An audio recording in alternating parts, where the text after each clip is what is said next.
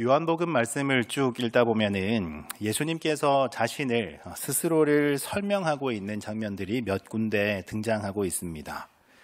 설명한다라기보다는 예수님께서 스스로를 선포한다라는 표현이 조금 더 어울릴 것 같은데요. 정확히는 7군데가 등장을 하고 있습니다.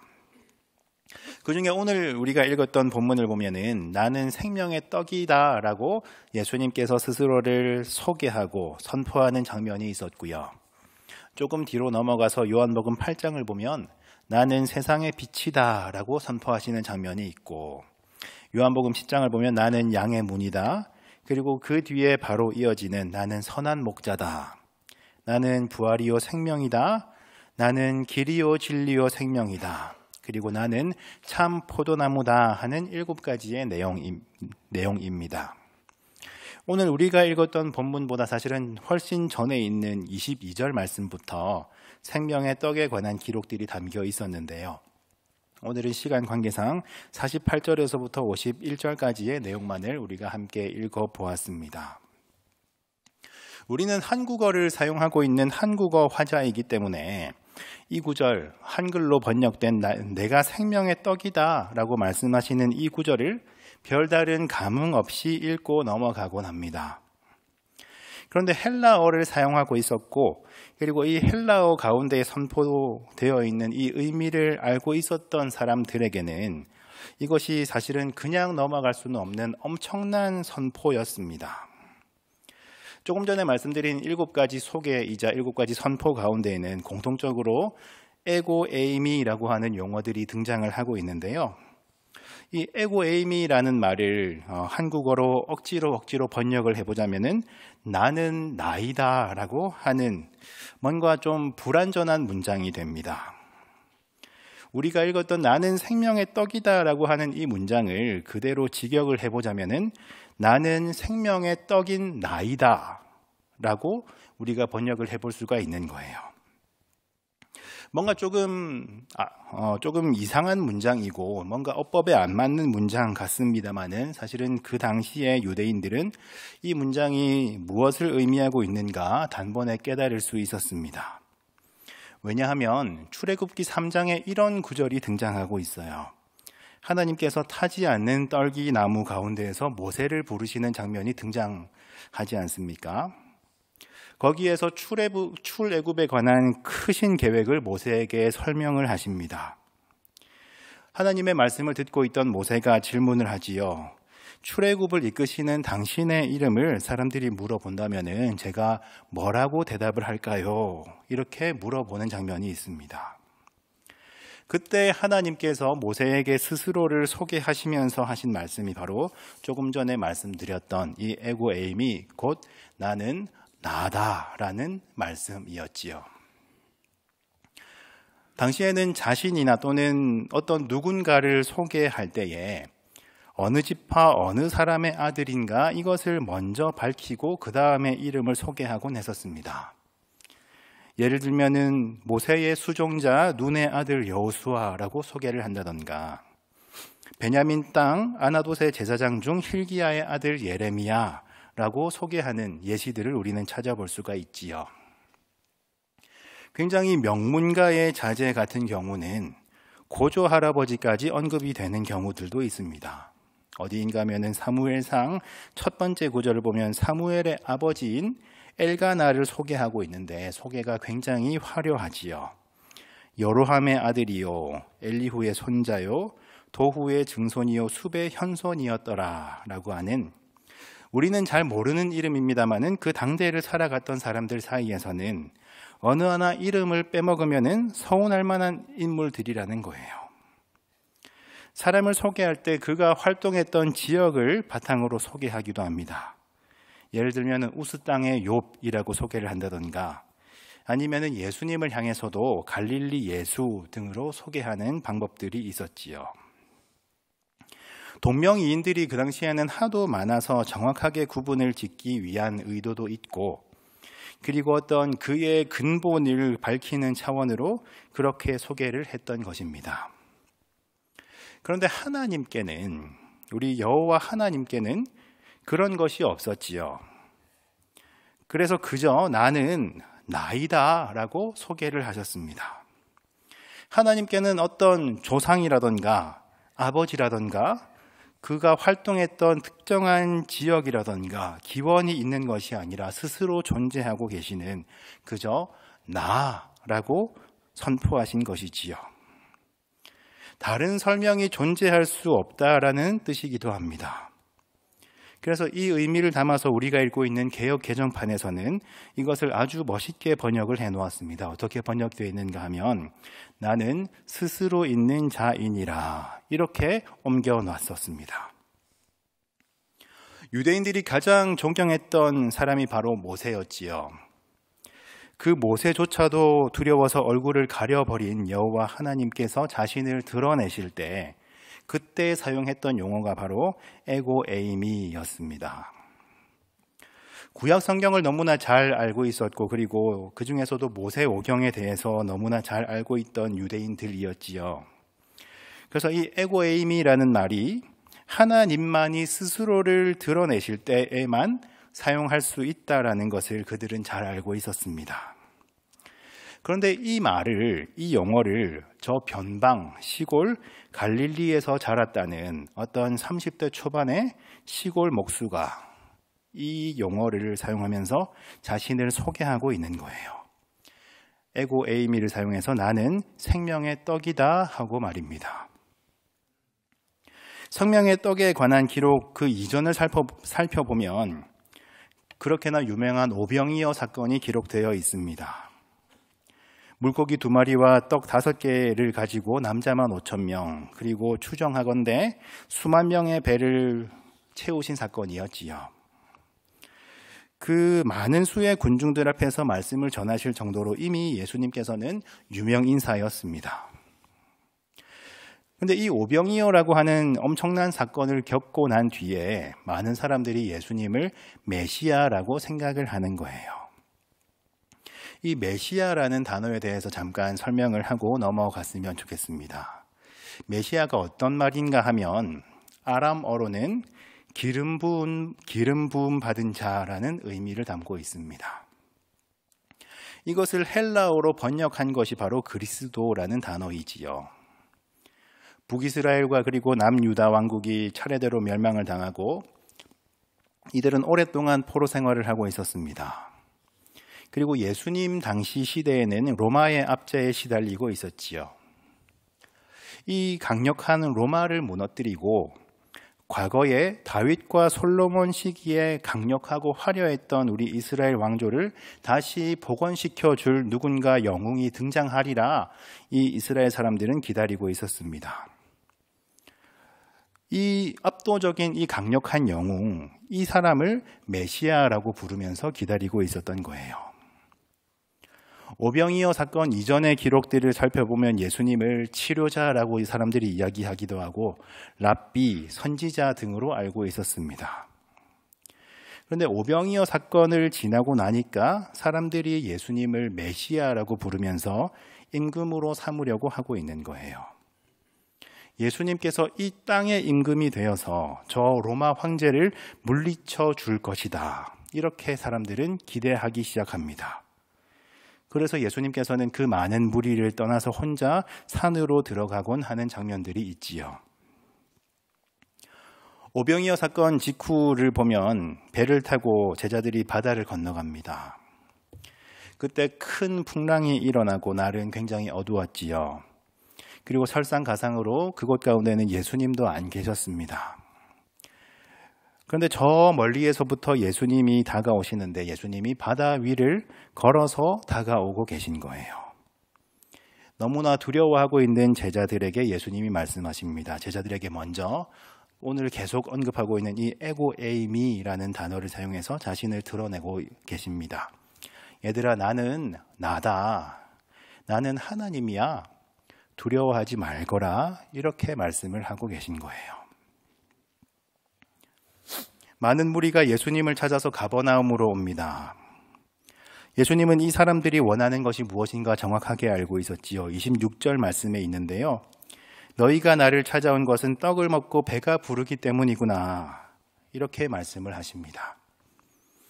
나의 배를 채워줄 사람, 나의 육체를 채워줄 사람, 당장 내 배를 불려줄 수 있을 사람으로 예수님을 알고 찾아왔다는 거예요. 그러고서는 썩을 양식을 위해서 일하지 말고 영생하도록 있는 양식을 위해서 일하라 말씀을 하십니다. 그때 하신 말씀이 바로 우리가 읽었던 나는 생명의 떡이다 하는 말씀이었어요. 예수님께서는 정말로 생명의 떡으로 오셨습니다. 유대인들의 조상은 출애굽 당시의 광야에서 하루하루 만나를 먹고 살았었지요. 그러나 그들은 만나를 배불리 먹었어도 그 뒤에 다시 배가 고파졌습니다. 만나를 매일같이 먹고 그 광야 가운데서 살아남았습니다마는 사실 그들은 언젠가는 죽음을 맞이했습니다. 그러나 예수님이 다시 한번 강조하고 계신 거예요. 내가 곧 생명의 떡이다. 내가 하늘에서 내려오는 떡이니 이것을 먹으면 죽지 아니하리라 말씀하십니다. 영생을 주기 위해서 허락하신 예수님의 새 살이다 이렇게 말씀을 하고 계신 거예요. 예수님께서는 이 땅 가운데 떡으로 오셨습니다. 우리는 예수님을 믿는다는 그 신앙을 고백하는 의미로 세례식을 하고 그리고 성찬을 나누고 있지요. 예수님이 잡히시던 밤의 최후의 만찬 자리에서 다시 떡을 나누면서 말씀하셨습니다. 이것은 나의 몸이니 너희가 성찬을 나누며 나를 기념하라. 계속해서 예수님께서는 이 떡이 당신의 몸이라고 반복하고 강조를 하고 계십니다. 이 떡이라는 것이, 이 생명의 떡이라는 것이 과연 어떤 의미일까요? 예수님은 생명의 떡이셨습니다. 자신의 몸을 떡처럼 갈갈이 찢어서 우리의 피와 살을 이루어 가게 하셨습니다. 자신의 몸을 온전히 들여서 우리들의 굶주림을 채워주셨습니다. 이곳 가운데는 많은 분들이 각자 다른 사람들이 앉아 있습니다마는 우리 안에는 한 분 예수님이 들어와 계시다는 공통점이 있어요. 예수님께서 우리들의 몸속에 들어옴을 통해서 우리는 힘을 얻고 이 땅을 살아갈 수 있는 양분을 얻을 수가 있습니다. 왜냐하면 예수님께서 생명의 떡으로 오셨고 그 생명의 떡이신 예수님께서 우리 안에 계시기 때문에 그러합니다. 먹고 마시는 모든 것 가운데에 그것을 통해서 예수님을 기념하고 기억하라라고 말씀을 하셨지요. 그것을 상징하고 있는 것이 바로 우리가 나누는 성만찬입니다. 떡을 나누고 빵을 나누고 그리고 그때 자신의 몸을 떡처럼 빵처럼 찢으셔서 나누어 주신 예수님을 기억하는 거예요. 잔을 나누면서 주님께서 우리를 위해 흘려주신 피를 기억하는 거예요.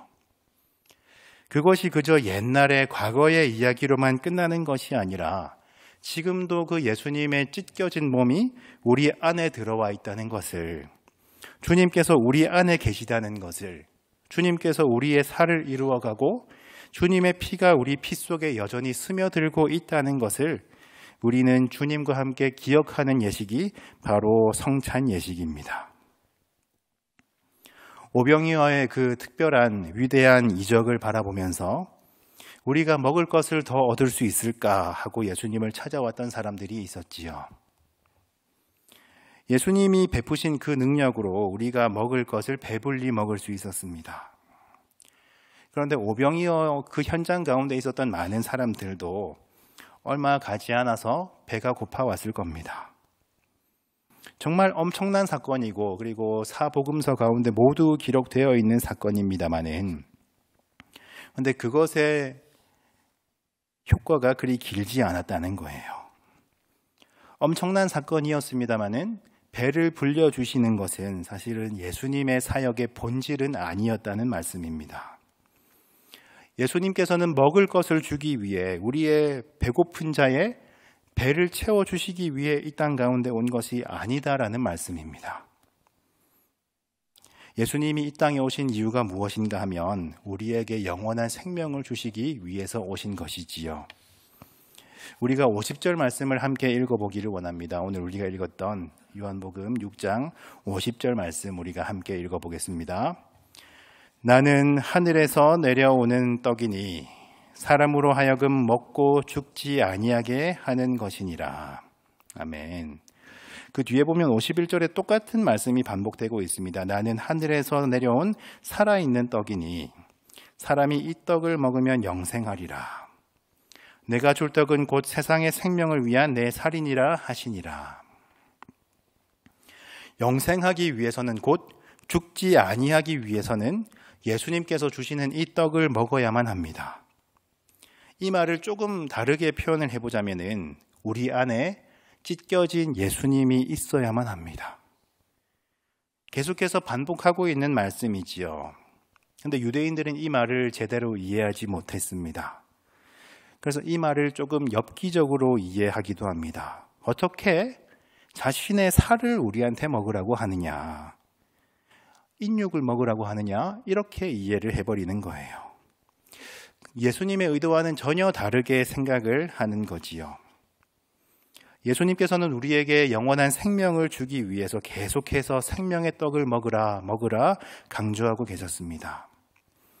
그런데 그 뒤에 구절들을 읽어보면 사람들은 예수님의 이 말씀을 듣고서 예수님을 죽이기로 점점 마음을 먹기 시작합니다. 그 이유가 무엇인가 하면 에고에이미, 본인이 바로 하나님인 것처럼 이야기를 하고 다닌다는 거예요. 신성모독이라는 겁니다. 예수님은 한 생명이라도 더 살리시기 위해서 강조하시고 내가 곧 하나님이다, 내가 곧 생명의 떡을 주기 위해서 내려온 하나님이다, 이렇게 계속해서 말씀하고 계신데 사람들은 이런 예수님의 말씀을 들으려 하지 않고 오히려 예수님을 죽이려고 마음을 먹기 시작합니다. 열왕기상 말씀을 보면은 사르밧의 과부가 한 명 등장하지요. 너무나 가난한 여인이었습니다. 얼마나 가난했는가 하면 마지막으로 남은 가루가 있어서 이것을 가지고 떡을 만들어 먹고 그걸 다 먹고 나면은 아들과 같이 죽으려고 마음먹었던 여인이었어요. 하나님께서는 이 여인 가운데에 엘리야를 보내셔가지고 이 여인을 시험하십니다.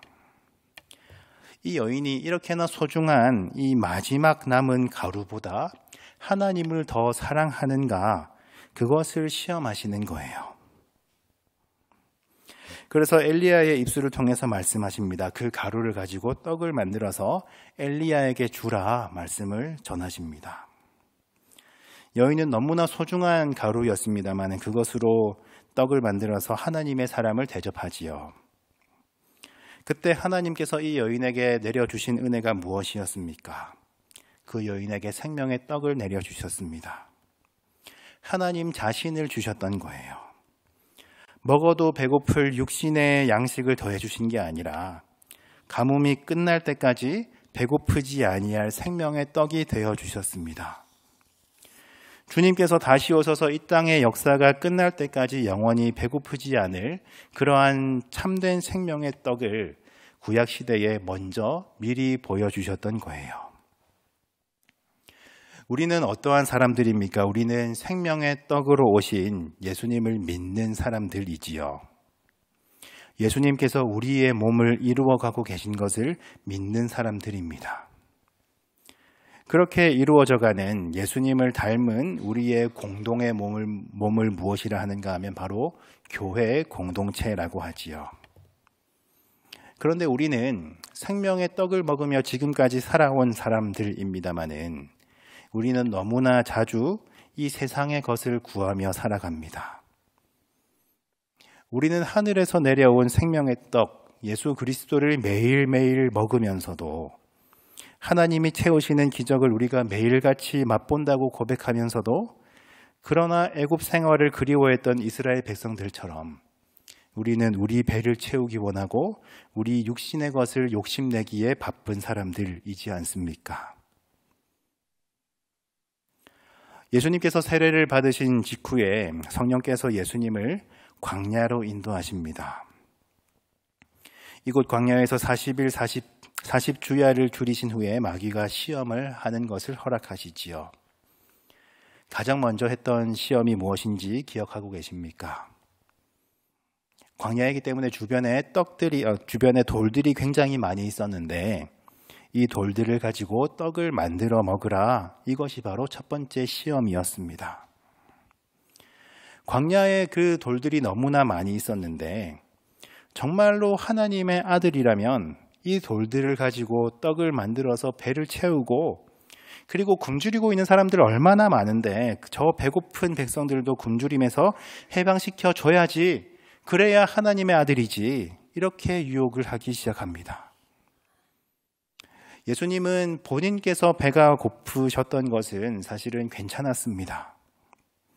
너무 힘들었지만 자신의 배고픔은 참을 수 있었습니다. 그런데 예수님 본인의 선택 때문에 계속해서 배가 고파야만 했던 백성들을 생각하시면서 너무나 마음이 무거우셨지요. 그때 예수님께서 하신 말씀이 무엇이었습니까? 사람이 떡으로만 사는 것이 아니다, 단호하게 말씀하셨습니다. 사람은 그저 배를 채우기 위해서 하루하루 살아가는 존재는 아니다라는 말씀이었습니다.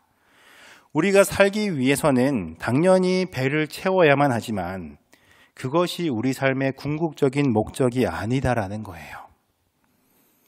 배를 채우지 못하면 우리의 육신은 죽어버리지만 우리의 육신이 우리의 궁극적인 존재가 또한 아니다라는 말씀입니다. 우리 속에 최종적으로 채워야 하는 것은 음식물이 아니라 바로 하나님이라는 거예요.